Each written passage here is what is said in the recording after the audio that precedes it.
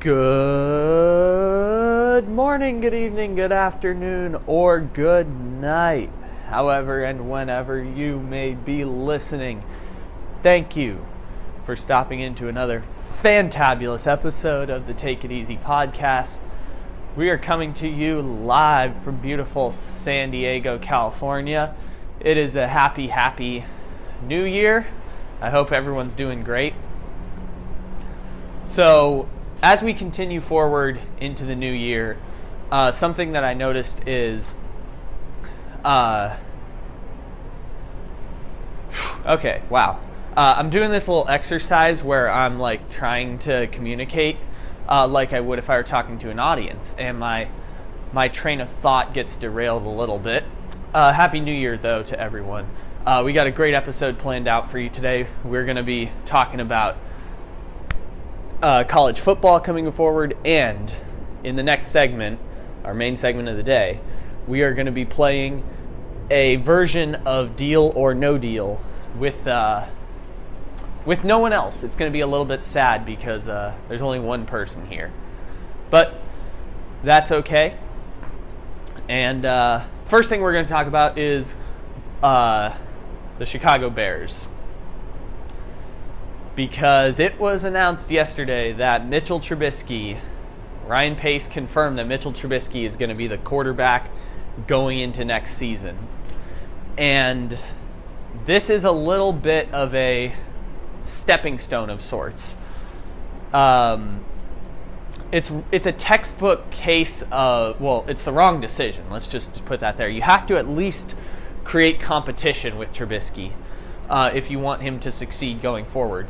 And what that starts with is bringing in a Cam Newton, a Phillip Rivers, before you start looking at what your other options are. Because we've seen him be good one time. One season he ended up getting them enough for 12 wins, and that gives you something, but it's not everything that you can expect from Trubisky. I don't know if that made a ton of sense. This is really a textbook case of GM Ryan Pace, and Nagy is culpable to this too. I don't know how much he has in decision making, but it's a textbook case of you've made a mistake, your job is contingent on it. Now, instead of wiping the slate clean and starting over, you're trying to continue to prove that you were right. Wipe the slate clean. You got to always be thinking forward instead of in the past. They're trying to make it look as if they're trying to defend their decision to pick Trubisky over Mahomes and Watson, instead of trying to focus on winning now. And that's difficult because it's difficult to do something else, because they would be fired if it didn't work out. If they replaced and didn't work out, they'd be putting their jobs on the line. And for some people, that's too much to ask in terms of building up a team. It's too much to ask to do the right thing all the time, or at least do what's best for the organization in spite of your best interests at time. And that's just a human nature thing.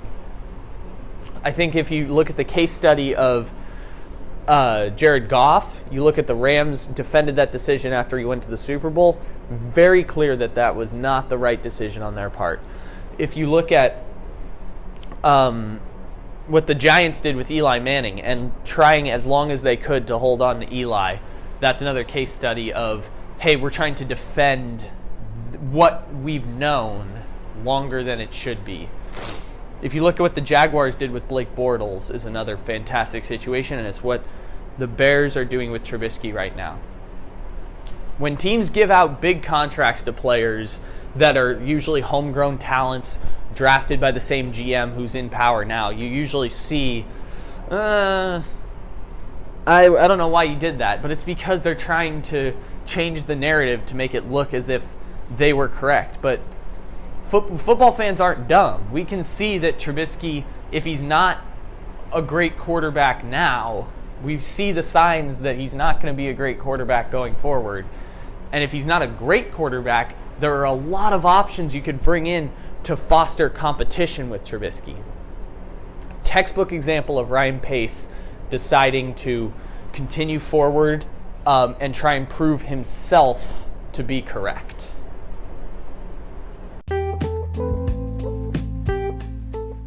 Well, that was a little bit of a shaky first segment into 2020, but I never realized how much this activity, staring at one face, one person, actually makes it that much more difficult. This is good for public speaking and in terms of when I want to go do stand-up comedy or something like that, which will come up pretty soon. I'll let you know how that goes once it happens within a month, but this is the genuine practice. This is building up the ability to do that. We've got a great first segment of 2020. I'm used to saying 2019.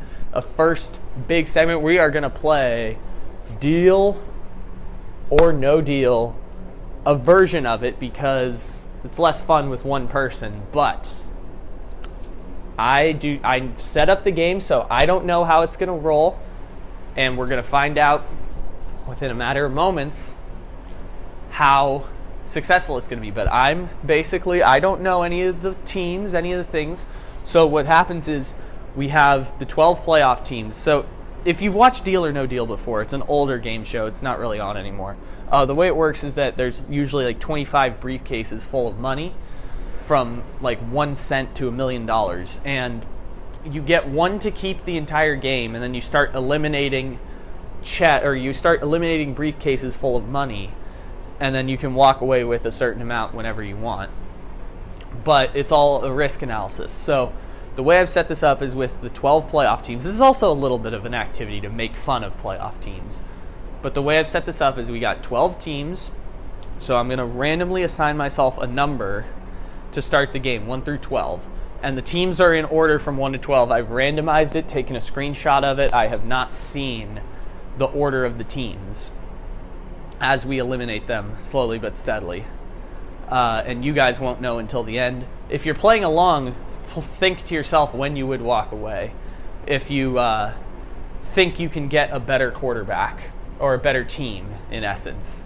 Quarterbacks are going to be who we're making fun of. This is rough, but this is good practice. You know what? This is going to be a rough episode in order to continue to grow farther on. So then, by that point, this will get a whole lot easier. The first thing that we're going to do is do the random number to start the game. Generate number 3.